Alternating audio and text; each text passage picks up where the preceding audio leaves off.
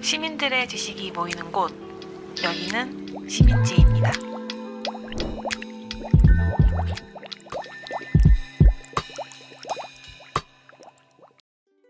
안녕하세요. 저는 법무법인 동강 유하선 변호사입니다.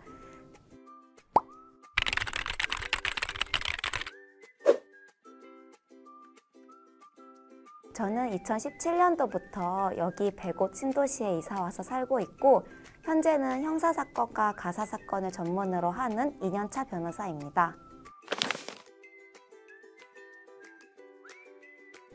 저는 로스쿨 출신 변호사로서 로스쿨 진학에 고민을 하고 있는 청소년들이나 변호사에 대해 궁금하신 분들에게 제 이야기를 나눠주고자 참여하게 되었습니다.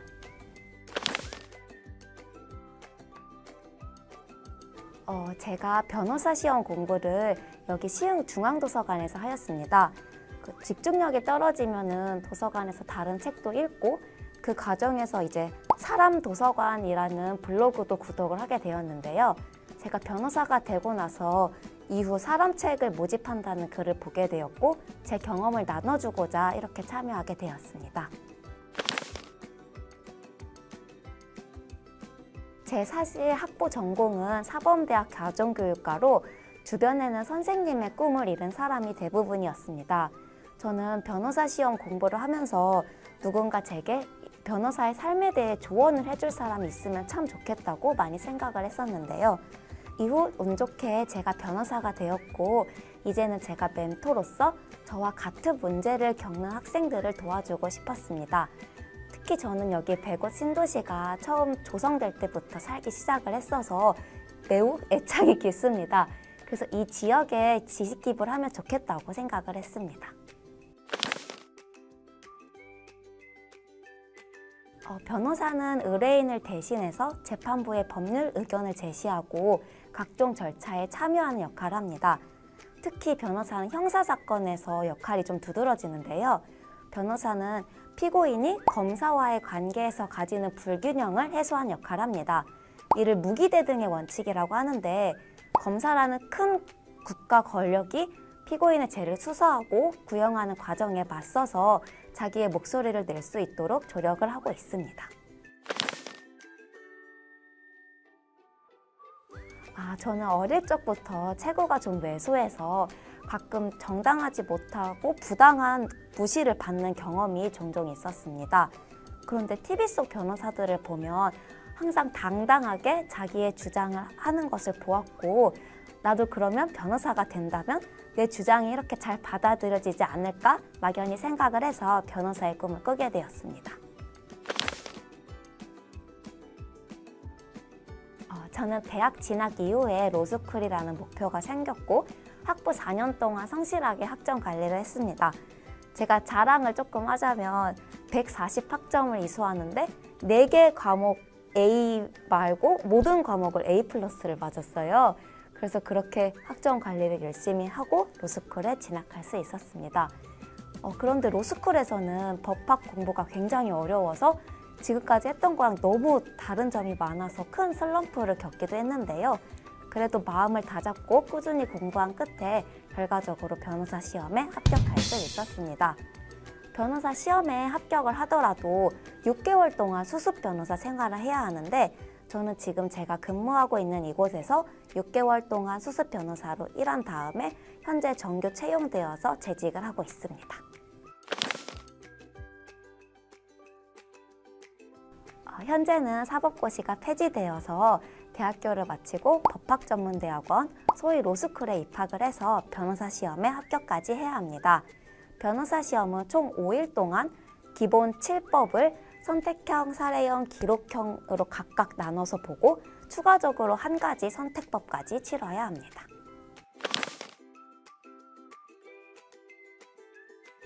변호사 시험을 합격하는 게 해를 거듭할수록 어려워지고 있습니다. 대학교에서 좋은 학점을 받으며 우수한 성적을 냈던 친구들이 법학 적성 시험을 통해 어렵게 법학 전문 대학원에 입학을 하고 변호사 시험은 이런 학생들끼리 응시를 해야 되는 것인데요. 특히 요즘에는 이 응시한 친구들 중에서 절반만 합격하기 때문에 더 공부를 잘 해야 할 것 같습니다.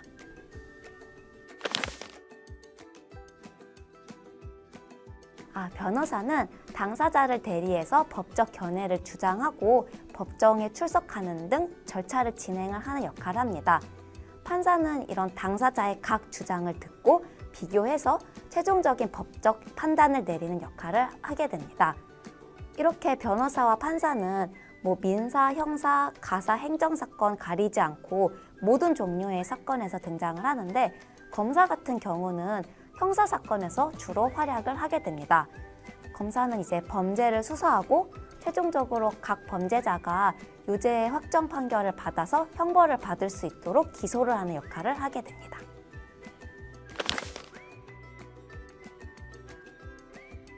변호사의 장점은 자율적인 업무 처리가 가능하다는 것입니다.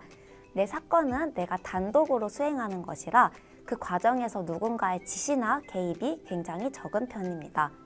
하지만 단점으로는 그만큼 막중한 책임감에 시달려야 하는데요.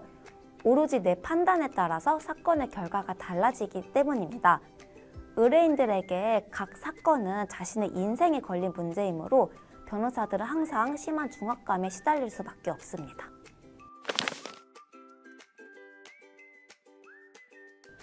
저는 평소에 스트레스를 굉장히 적게 받는 편임에도 불구하고 변호사 생활을 하면서도 스트레스가 쌓이긴 쌓이던데요. 저는 다행히도 인격적으로 훌륭하신 동료 변호사들과 함께 일하고 있어서 제 사건에 관해서 다른 변호사들과 수다를 떨면서 스트레스를 많이 해소하고 있습니다.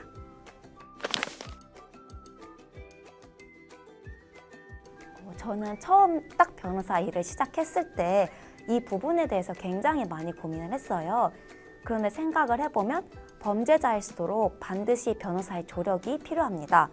유죄의 심증이 높을수록 수사 과정에서 불합리한 대우를 받을 가능성이 높기 때문인데요.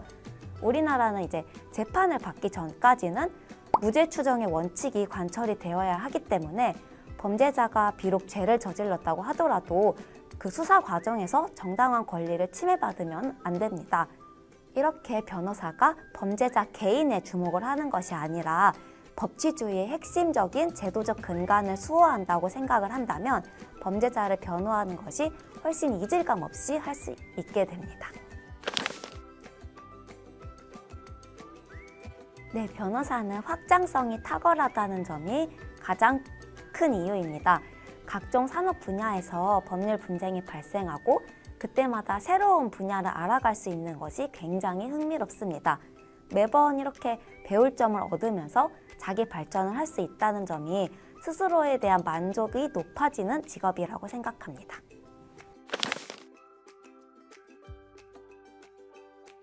미디어에서는 이제 변호사가 법정에서 구두 변론을 굉장히 많이 합니다. 법정에 일어나서 뭔가를 읽는다든지 증거를 자료를 제시한다든지 이런 활동을 좀 많이 보여주는데요. 실제 변호사의 생활은 그거와는 다르게 대부분 서면으로 이루어지고 글을 쓰면서 하루 전부를 보내게 됩니다. 실제 법정에서 변호사는 몇 월 며칠자 서면을 진술하겠습니다 라고만 말하고 구두 변론을 하는 경우는 드뭅니다. 네, 과거에 비해서 변호사 수가 급증하면서 변호사라는 직업이 가지는 특권들이 점점 적어지고 있습니다. 따라서 단순히 미디어에서 비춰지는 변호사의 좋은 이미지만을 보고 맹목적으로 변호사의 꿈을 쫓기보다는 자신이 현실적으로 변호사 시험에 합격을 할 수 있는지와 자신의 성격이 변호사로서의 업무를 수행하는 데 적절한 것인지 한번 점검을 해보시기를 바랍니다.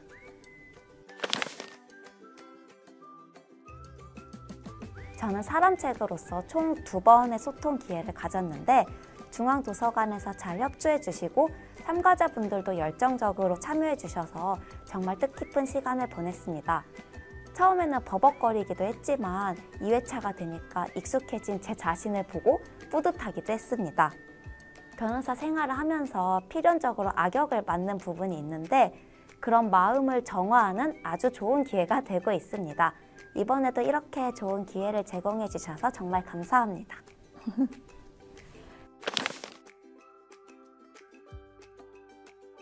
류하선 변호사 사람책의 이야기가 더 궁금하시다면 시흥 사람도서관에서 열람 신청해 주세요. 여기는 시민들의 지식을 모으는 곳 시민지혜입니다.